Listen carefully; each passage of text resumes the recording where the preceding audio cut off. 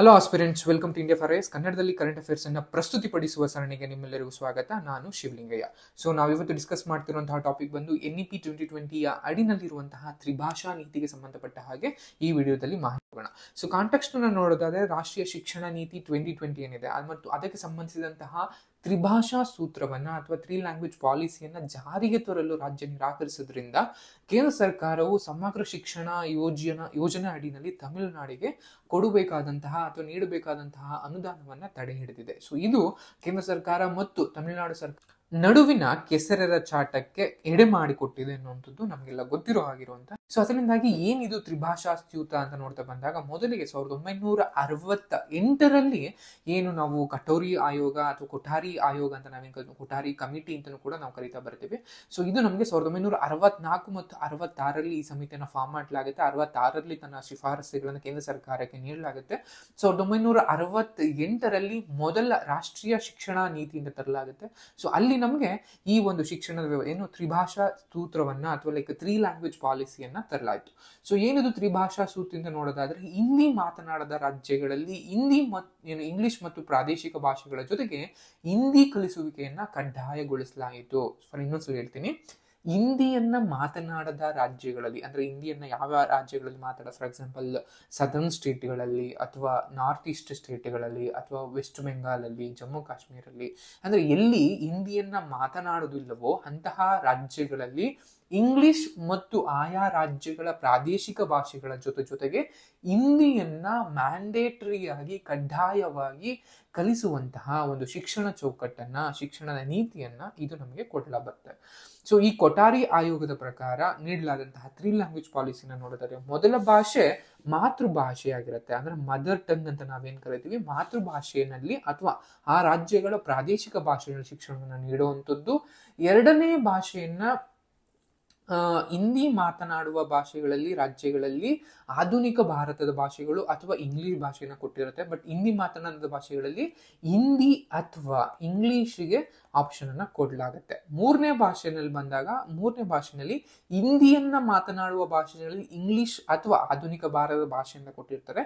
ಹಿಂದಿ ಮಾತನಾಡದ ಭಾಷೆಯಲ್ಲಿ ಇಂಗ್ಲಿಷ್ ಅನ್ನ ಇಲ್ಲಿ ಪ್ರಿಫರೆನ್ಸ್ ಅನ್ನ ಕೊಡಲಾಗುತ್ತೆ. ಫಾರ್ ಎಕ್ಸಾಂಪಲ್ ಫಸ್ಟ್ ಭಾಷೆಯಲ್ಲಿ ಮದರ್ ಟಂಗು, ಎರಡನೇ ಭಾಷೆಯಲ್ಲಿ ಹಿಂದಿ ಅಥವಾ ಇಂಗ್ಲಿಷ್ ನ ಚೂಸ್ ಮಾಡ್ಕೋಬಹುದು, ಮೂರನೇದು ಕೂಡ ಇಂಗ್ಲಿಷ್ ಅಥವಾ ಹಿಂದಿನ ಚೂಸ್ ಮಾಡ್ಕೋಬಹುದು. ಈ ರೀತಿಯಾಗಿ ನಮ್ಗೆಲ್ಲ ಗೊತ್ತಿದ್ದಾಗ ನಿಮ್ಗೆ ನಮ್ಮ ಒಂದು ಕಾಮನ್ ಆಗಿ ಕರ್ನಾಟಕದಲ್ಲಿ first language mother tongue Kannada ಆಗಿರುತ್ತೆ, ಎರಡನೇದು ಇಂಗ್ಲಿಷ್ ಮಾಡ್ಕೊಂಡಿರ್ತೀವಿ, ಅಂಡ್ ಮೂರನೇದು ತೃತೀಯ ಭಾಷೆಯಾಗಿ ಹಿಂದಿಯನ್ನ ನಾವು ಆಪ್ಷನ್ ನ ಕೊಟ್ಕೊಂಡಿರ್ತೀವಿ. ಇದು ಪ್ರೊಸೀಜರ್. ಈ ರೀತಿಯಾಗಿ ಒಂದು ತ್ರಿಭಾಷಾ ಸೂತ್ರವನ್ನ ಕೊಠಾರಿ ಆಯೋಗದ ನೇತೃತ್ವದ ಒಂದು ಸಮಿತಿಯ ಆಯೋಗದ ನೇತೃತ್ವದ ಮೇಲೆ ನಾವು ಇದನ್ನ ಮಾಡ್ಕೊಳ್ಳಲಾಗಿರ್ತೀವಿ.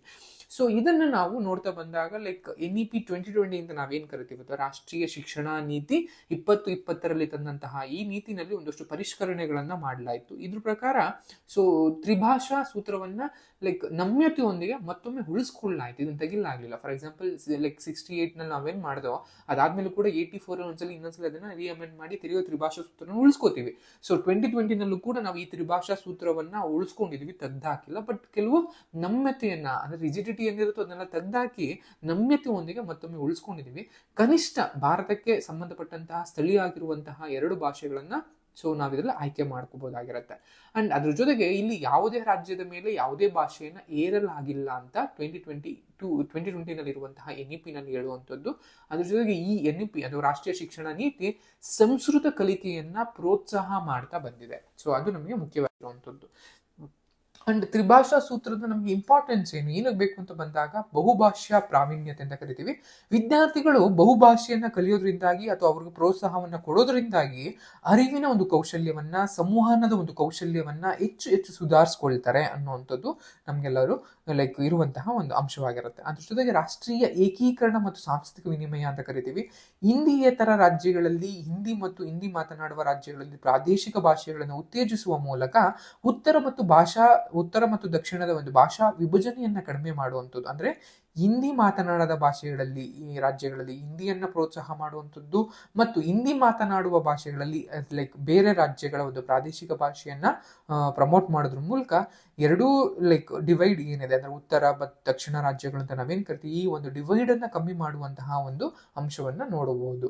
ಅಂಡ್ ಉದ್ಯೋಗಾವಕಾಶಗಳು ಮತ್ತು ಲೈಕ್ ಹೆಚ್ಚು ಲೈಕ್ ಮೂವಬಿಲಿಟಿ ಲೈಕ್ ಏನು ನಾವು ಹೆಚ್ಚು ಅವಕಾಶಗಳನ್ನ ಹೆಚ್ಚು ಭಾಷೆಗಳು ಗೊತ್ತಿದ್ದಾಗ ನಾವು ಹೆಚ್ಚು ಲೈಕ್ ಬೇರೆ ರಾಷ್ಟ್ರಗಳಿಗೆ ಬೇರೆ ರಾಜ್ಯಗಳಿಗೆ ವೆಂಚರ್ ಮಾಡೋದಕ್ಕೆ, ಅದು ಹೊರಗಡೆ ಹೋಗೋದಕ್ಕೆ, ವ್ಯಾಪಾರಕ್ಕೆ, ವಾಸ್ತವ್ಯಕ್ಕೆ ನಾವು ನೋಡ್ತಾ ಬರ್ಬೋದು.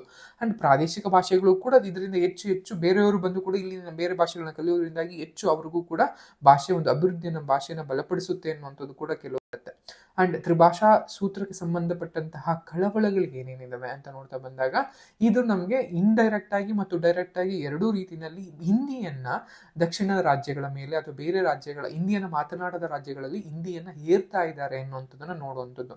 ನಿಮ್ಗೆಲ್ಲ ಗೊತ್ತಿರೋ ಹಾಗೆ ಕೇವಲ ನಾವು ಹಿಂದಿ ಏನು ಅನ್ಕೊಂಡಿದ್ವಿ ಉತ್ತರ ಭಾರತ ಅದು ಮಧ್ಯಪ್ರದೇಶ ಅಥವಾ ಬೇರೆ ಭಾಷೆಗಳಲ್ಲಿ ಕಂಡು ಬರುವಂತಹ ಆ ರಾಜ್ಯಗಳ ರಾಜ್ಯ ಭಾಷೆ ಅಂತ ನಾವು ಕರಿತೀವಿ. ಬಟ್ ನೀವು ಆಳವಾಗಿ ನೋಡ್ತಾ ಹೋದಾಗ ಆ ರಾಜ್ಯಗಳಲ್ಲೂ ಕೂಡ ಹಿಂದಿಯನ್ನ ಮಾತನಾಡೋರು ತುಂಬಾ ಕಮ್ಮಿ ಇದ್ರು. ಮೊದಲಿಗೆ ಬ್ರಜ್ ಭಾಷೆ ಆಗಿರ್ಬೋದು ಅಥವಾ ಭೋಜ್ಪುರಿ ಭಾಷೆಗಳಾಗಿರ್ಬೋದು ಅಥವಾ ಮಗಧಿ, ಅರ್ಧ ಮಗಧಿ, ಶುರಸೇನಿ, ಸೊ ಈ ತರವಾದಂತಹ ಅನೇಕ ಬುಡಕಟ್ಟು, ಇದ್ರ ಜೊತೆಗೆ ಅನೇಕ ಬುಡಕಟ್ಟು ಭಾಷೆಗಳನ್ನ ಆ ರಾಜ್ಯಗಳಲ್ಲಿ ಮಾತನಾಡಲಾಗ್ತಾ ಇತ್ತು.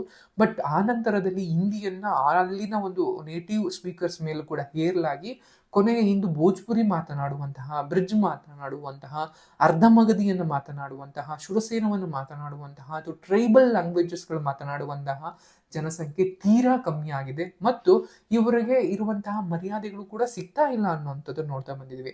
ಸೊ ಅದರಿಂದಾಗಿ ತನ್ನ ಸ್ವಂತ ರಾಜ್ಯಗಳಲ್ಲೇ ಈ ರೀತಿ ಆದ್ರೆ ಬೇರೆ ರಾಜ್ಯಗಳಲ್ಲಿ ಹಿಂದಿ ಕಲಿಯೋದ್ರಿಂದಾಗಿ ಅಥವಾ ಹಿಂದಿಯನ್ನ ಹೇರಲಾಗ್ತಾ ಇದೆ ಅನ್ನುವಂಥದ್ದು ನಿಮಗೆಲ್ಲ ಗೊತ್ತಿರೋ ಹಾಗೆ. ಅದ್ರ ಜೊತೆಗೆ ಕೆಲವರಿಗೆ ಈಗಲೂ ಕೂಡ ಹಿಂದೂಸ್ತಾನದಲ್ಲಿ ಹಿಂದೂ ರಾಷ್ಟ್ರ ಭಾಷೆ ಅನ್ನೋ ಕೆಲವು ಕಾನ್ಸೆಪ್ಟ್ ಇರುತ್ತೆ. ಬಟ್ ಸಂವಿಧಾನದಲ್ಲಿ ಎಲ್ಲೂ ಕೂಡ ಹಿಂದಿ ರಾಷ್ಟ್ರ ಭಾಷೆ ಅಥವಾ ಇಂಡಿಯಾದ ರಾಷ್ಟ್ರ ಭಾಷೆ ಅಂತ ಎಲ್ಲೂ ಕೂಡ ಹೇಳಲಾಗಿಲ್ಲ. ಕೇವಲ ಅದು ಅಧಿಕೃತ ಭಾಷೆಯಾಗಿ ಮಾತ್ರ ಕೆಲಸವನ್ನ ಮಾಡ್ತಾ ಬಂದಿದೆ. ಸೊ ಇದು ನಮಗೆ ಗೊತ್ತಿರಬೇಕಾಗತ್ತೆ. ಅಂಡ್ ಪ್ರಾದೇಶಿಕವಾಗಿ ಅನುಷ್ಠಾನದ ಮೇಲೆ ಒಂದಷ್ಟು ಸವಾಲುಗಳಾಗಿರ್ಬೋದು ಅಥವಾ ವಿದ್ಯಾರ್ಥಿಗಳ ಈಗ ಆಲ್ರೆಡಿ 2 ಲ್ಯಾಂಗ್ವೇಜ್ ಅನ್ನ ಕಲಿತಾ ಇದ್ದಾರೆ. ಸೊ ಅಂದ್ರೆ ತಮಿಳುನಾಡಲ್ಲಿ ಇಲ್ಲಿವರೆಗೂ ಕೂಡ ಅದೇ ಒಂದು ಮೇನ್ ಕಾರಣ. ಇನ್ನು ತಮಿಳುನಾಡು ಕೇವಲ 2 ಭಾಷೆಗಳಿಗೆ ಮಾತ್ರ ದ್ವಿಭಾಷಾ ನೀತಿಯನ್ನು ಅಳವಡಿಸಿಕೊಳ್ಳಲಾಗಿದೆ. ಫಾರ್ ಎಕ್ಸಾಂಪಲ್ ಇಂಗ್ಲಿಷ್ ಮತ್ತು ತಮಿಳನ್ನ ಮಾತ್ರ ಅಲ್ಲಿ ಅಳವಡಿಸಿಕೊಳ್ಳಲಾಗಿದೆ. ಸೊ ಅದೇ ಕನ್ನಡಕ್ಕೆ ಬಂದಾಗ 3 ಭಾಷೆಗಳನ್ನ ಕಲಿತಾ ಇದ್ದಾರೆ. ಅಂದ್ರೆ ಕನ್ನಡದ ಮಕ್ಕಳು ಹಿಂದಿ ಕಲಿಯೋದ್ರಿಂದಾಗಿ ಎಷ್ಟು ಪ್ರಯೋಜನವನ್ನ ಪಡ್ಕೋತಾ ಇದ್ದಾರೆ ಅನ್ನೋದು ಯಾರಿಗೂ ಕೂಡ ಗೊತ್ತಿಲ್ಲ. ಅದ್ರದ್ದು ಕೂಡ ಇಲ್ಲಿವರೆಗೂ ಒಂದು ರಿಯಲ್ ಅಸೆಸ್ಮೆಂಟ್ ಅನ್ನು ಕೂಡ ಮಾಡಲಾಗಿಲ್ಲ. ಅಂದ್ರೆ ಹೆಚ್ಚು ಒಂದು ಭಾಷೆಯನ್ನು ಕಲಿಬೇಕಾದಂತ ಹೊರೆಯನ್ನ ಬಂದಿದೆ ಅನ್ನುವಂಥದ್ದು. ಮಕ್ಕಳು ಸ್ವ-ಇಚ್ಛೆಯಿಂದ ಕಲಿತ್ರೆ ಪರವಾಗಿಲ್ಲ, ಅದು ಬಿಟ್ಟು ಸ್ವ-ಇಚ್ಛೆಯಿಂದ ಕಲಿದಲ್ಲ ಸುಮ್ಮನೆ ಯಾರೋ ಮ್ಯಾಂಡೇಟರಿ ಮಾಡಿದ್ರು ಅನ್ನೋದನ್ನ ಕಲಿಯೋದ್ಬೇಕಾ ಅನ್ನುವಂಥದ್ದು ಪ್ರಶ್ನೆಗಳು ಈ ವಿದ್ಯಾರ್ಥಿಗಳ ಮೇಲೆ ಒಂದು ಹೊರೆ ಅನ್ನುವಂಥದ್ದಾಗಿರ್ಬೋದು. ಅಂಡ್ ಹಿಂದಿ ಅನ್ನೋದ್ರ ಮೂಲಕ ಹಿಂದಿ ಯಾರು ಕೂಡ ನಾವು ಇಲ್ಲಿವರೆಗೂ ಹೊರ ರಾಷ್ಟ್ರಗಳಲ್ಲಿ ಯಾರು ಕೂಡ ಮಾತಾಡೋಲ್ಲ.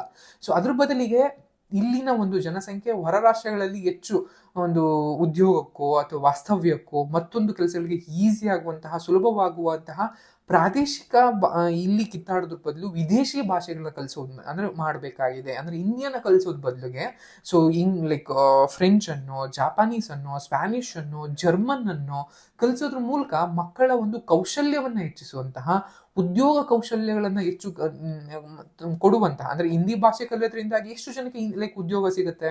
ಸೊ ಅದ್ರ ಬದಲಾಗಿ ಒಂದು ಜರ್ಮನ್ ಭಾಷೆಯನ್ನು, ಜಪಾನ್ ಭಾಷೆಯನ್ನು ಅಥವಾ ಒಂದು ಫ್ರೆಂಚ್ ಭಾಷೆಯನ್ನು ಕಲಿಯೋದ್ರಿಂದಾಗಿ ಅವರಿಗೆ ವಿದೇಶಿಗಳಲ್ಲಿ ಕೆಲಸ ಸಿಗುವಂತಹ ಚಾನ್ಸಸ್ ತುಂಬಾನೇ ಹೈ ಇರುತ್ತೆ. ಸೊ ಈ ರೀತಿ ಮೂಲಕ ನಾವು ನೋಡ್ತಾ ಬರುವಂತಹ ಒಂದಷ್ಟು ಅಥವಾ ಯಾವ ರೀತಿಯಾದಂತಹ ಒಂದು ಕ್ರಮಗಳನ್ನ ಕೈಗೊಳ್ಳಬಹುದು ಅಂತ ನೋಡ್ತಾ ಬಂದಾಗ ಸೊ ಲೈಕ್ ಈ ರೀತಿಯಾದ ಭಾಷೆಗಳನ್ನ ಕಲಿಸೋದ್ರ ಲೈಕ್ ಕಿತ್ತಾಡೋದ್ರ ಬದಲು ಮೂಲಭೂತ ಕೌಶಲ್ಯಗಳ ಮೇಲೆ ಹೆಚ್ಚು ಕೇಂದ್ರೀಕರಿಸುವಂಥದ್ದು ಅಂಡ್ ರಾಜ್ಯಗಳಿಗೆ ಹೆಚ್ಚು ಆಪ್ಷನ್ ಅನ್ನ, ಸ್ವಾಯತ್ತತೆಯನ್ನ, ಸಾವರ್ನಿಟಿಯನ್ನ ಕೊಡುವಂಥದ್ದು. ರಾಜ್ಯಗಳು ತಮಗೆ ಬೇಕಾದ ಹಾಗೆ ದ್ವಿಭಾಷೆ ಬೇಕಾ ತ್ರಿಭಾಷೆ ಬೇಕಾ ಅನ್ನುವಂಥದ್ದನ್ನ ರಾಜ್ಯಗಳಿಗೆ ಸಂಬಂಧಪಟ್ಟಂತಹ ಒಂದು ವಿಷಯವಾಗಿದೆ. ಯಾಕಂದ್ರೆ ಶಿಕ್ಷಣ ಅನ್ನುವಂಥದ್ದು ನಿಮಗೆಲ್ಲ ಗೊತ್ತಿರೋ ಹಾಗೆ ಮೊದಲು ರಾಜ್ಯದಲ್ಲಿತ್ತು, ಆ ನಂತರದಲ್ಲಿ ಅದನ್ನ ಸಮವರ್ತಿ ಪಟ್ಟಿಗೆ ತರಲಾಗಿದೆ. ಸೊ ಅದರಿಂದಾಗಿ ಈ ರೀತಿಯಾದಂತಹ ಆಗಿರ್ಬೋದು ಅಂಡ್ ರಚನಾತ್ಮಕವಾದಂತಹ ಸಂವಾದಗಳನ್ನ ಮಾಡುವಂಥದ್ದು. ಸೊ ಲೈಕ್ ಯಾರ್ಯಾರೆಲ್ಲ ಇದ್ದಾರೆ ಅಂದ್ರೆ ಲೈಕ್ ಮುಖ್ಯವಾಗಿ ಕೇಂದ್ರ ಸರ್ಕಾರಗಳು, ರಾಜ್ಯ ಸರ್ಕಾರಗಳು ಅಥವಾ ವಿದ್ಯಾರ್ಥಿಗಳ ಒಂದು ಸಂಘಟನೆಗಳು ಇವೆಲ್ಲವೂ ಸೇರ್ಕೊಂಡು ಹಿಂದಿ ಅಸೆಸ್ ಲೈಕ್ ಬೇಕಿದ್ಯಾ ಬೇಡ ಅನ್ನೋದನ್ನ ಅಸೆಸ್ಮೆಂಟ್ ಅನ್ನ ಮಾಡುವಂತಹ ಒಂದು ಇದನ್ನ ಮಾಡುವಂಥದ್ದು. ಅಂಡ್ ಬಹುಭಾಷಾದ ಲೈಕ್ ಉತ್ತೇಜಿಸುವ ಒಂದೊಂದು ಕೇವಲ 2 ಭಾಷೆಗಳು ಹಿಂದಿ ಏನಕ್ಕೆ ಬೇಕು, ಹಿಂದಿಯನ್ನ ಆಪ್ಷನ್ ಕೊಟ್ಟು ಬೇರೆ ಭಾಷೆಗಳನ್ನ ಕಲಿಯೋದಕ್ಕೆ.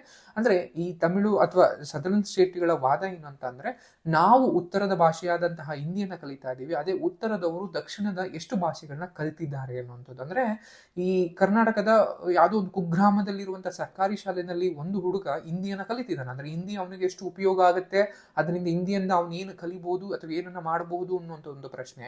ಸೊ ಹಿಂದಿಯನ್ನ ಕಲಿತಿದ್ದಾನೆ. ಅದೇ ರೀತಿಯಾದಂತಹ ಉತ್ತರ ಪ್ರದೇಶದಲ್ಲಿ ಯಾವುದೋ ಒಂದು ಕುಗ್ರಾಮದಲ್ಲಿರುವಂತಹ ಸರ್ಕಾರಿ ಶಾಲೆಯನ್ನು ಓದುವಂತಹ ಹುಡುಗ ಎಷ್ಟು ಜನ ಕನ್ನಡ ಭಾಷೆಯನ್ನ, ಎಷ್ಟು ಜನ ಮಲಯಾಳಂ ಭಾಷೆಯನ್ನ, ಎಷ್ಟು ಜನ ತಮಿಳು ಭಾಷೆಯನ್ನ ಕಲಿತಿದ್ದಾರೆ. ಅವರು ಕಲಿದಲ್ಲಿರುವಂತಹ ನಮ್ಮ ಭಾಷೆಗಳನ್ನ ನಾವು ಯಾಕೆ ಅವರ ಭಾಷೆಗಳನ್ನ ಕಲಿಯಬೇಕು ಅನ್ನುವಂತಹ ವಾದಗಳನ್ನ ಕೆಲವು ಮುಂದಿಡ್ತಿದ್ದಾರೆ. ಅದು ಕೂಡ ಕೆಲವು ಸಲ ಸರಿ ಅನಿಸುತ್ತೆ. ಯಾಕೆಂದ್ರೆ ಭಾರತ ಅನ್ನೋದು ಏಕಭಾಷೆ ಭಾರತವಲ್ಲ, ಅದು ಕೇವಲ ವಿದೇಶಿ, ಫಾರ್ ಎಕ್ಸಾಂಪಲ್ ಯುರೋಪಿಯನ್ ಕಾನ್ಸೆಪ್ಟ್ಗಳನ್ನ ನಾವು ನೋಡ್ತಾ ಬಂದಿವಿ. ಒಂದು ರಾಷ್ಟ್ರ ಒಂದು ಭಾಷೆ ಅನ್ನುವಂತ ನಾವು ನೋಡ್ತಾ ಬರ್ತೀವಿ. ಬಟ್ ಭಾರತದಂತಹ ಭಾಷಾ ವಿವಿಧತೆಯನ್ನ, ಅಂದ್ರೆ ಭಾಷೆಯಲ್ಲೇ ಸಾವಿರಾರು ಭಾಷೆಗಳನ್ನ ಹೊಂದಿರುವಂತಹ ಭಾರತ ಕೇವಲ ಒಂದು ಭಾಷೆ ಒಂದು ರಾಜ್ಯ ಅಥವಾ ಒಂದು ಭಾಷೆ ಒಂದು ರಾಷ್ಟ್ರ ಈ ರೀತಿಯಾದಂತಹ ಕಾನ್ಸೆಪ್ಟ್ಗಳನ್ನ ನಾವು ಒಪ್ಕೊಳ್ಳೋದಕ್ಕೆ ಆಗದೂ ಕೂಡಬಾರದು ಅನ್ನುವಂಥದ್ದು ನಾವೆಲ್ಲರೂ ಇರಬೇಕು ಅನ್ನೋಂಥ ಇದು. ಸೊ ಇಲ್ಲಿ ಮುಖ್ಯವಾಗಿ ಭಾಷೆಗೆ ಬದಲು ಶಿಕ್ಷಣವನ್ನ ಇನ್ನು ಹೇಗೆ ಪರಿಣಾಮಕಾರಿಯಾಗಿ ಮಕ್ಕಳಿಗೆ ಕಲಿಸಬಹುದು, ಅದಕ್ಕೆ ಬೇಕಾದಂತಹ ಮೂಲ ಶಿಕ್ಷಣಗಳು ಅಥವಾ ಮೂಲ ಸೌಕರ್ಯಗಳಾಗಿರ್ಬೋದು, ಶಿಕ್ಷಕರನ್ನ ಇನ್ನಷ್ಟು ಎಜುಕೇಟಿವ್ ತರಬೇತಿಗಳನ್ನ ಕೊಡೋದಾಗಿರ್ಬೋದು, ಅಂಡ್ ಭಾಷೆ ಅಳವಡಿಕೆಯಲ್ಲಿ ರಾಜ್ಯಗಳಿಗೆ ಹೆಚ್ಚು ಸ್ವಾಯತ್ತತೆಯನ್ನು ನೀಡುವಂಥದ್ದು, ಅಂಡ್ ಮಕ್ಕಳಿಗೂ ಕೂಡ ಹೆಚ್ಚು ಶಿಕ್ಷಣವನ್ನು ಸ್ವಾಯತ್ತತೆಯನ್ನು ನೀಡುವುದು. If they want they can learn, if they don't want they don't have to learn. ಅಂದ್ರೆ ಮಕ್ಕಳಿಗೆ ಬೇಕಿದ್ರೆ ಕಲೀಲಿ, ಬೇಡವಾದ್ರೆ ಕಲಿಯೋದು ಬೇಡ, ಆ ರೀತಿಯಾದಂತಹ ಒಂದು ಆಪ್ಷನ್ ಅನ್ನು ಕೊಡುವಂಥದ್ದು. ಅಂಡ್ ನಮ್ಯತೆಗಳು ಮತ್ತು ಎಲ್ಲರೂ ಸಂಬಂಧಪಟ್ಟಂತಹ ಪೋಷಕರಾಗಿರ್ಬೋದು, ಶಿಕ್ಷಕರಾಗಿರ್ಬೋದು, ಅಥವಾ ಮಕ್ಕಳಾಗಿರ್ಬೋದು, ಕೇಂದ್ರ ಸರ್ಕಾರ, ರಾಜ್ಯ ಸರ್ಕಾರ, ಇವರೆಲ್ಲರೂ ಸೇರ್ಕೊಂಡು ವಾಟ್ ಇಸ್ ದ ಯೂಸ್ ಅನ್ನುವಂಥದ್ದನ್ನ ನಾವು ನೋಡ್ಬೇಕಾಗಿದೆ. ಈ ಮೂಲಕ ಭಾಷೆಗೆ ಸಂಬಂಧಪಟ್ಟಂತಹ ತ್ರಿಭಾಷಾ ನೀತಿಗಳನ್ನ ನಾವು ಮಾಡಬೇಕು, ಎಚ್ಚರಿಕೆಯಿಂದ ಇದನ್ನ ನಾವು ಹ್ಯಾಂಡಲ್ ಮಾಡಬೇಕು ಅನ್ನುವಂಥದ್ದು ಈ ವಿಡಿಯೋದ ಒಂದು ಮಾಹಿತಿ. ಸೊ ಇಲ್ಲಿಗೆ ಈ ವಿಡಿಯೋ ಮಾಹಿತಿಯನ್ನ ಎಂಡ್ ಮಾಡ್ತಾ ಇದ್ದೀನಿ. Thank you so much.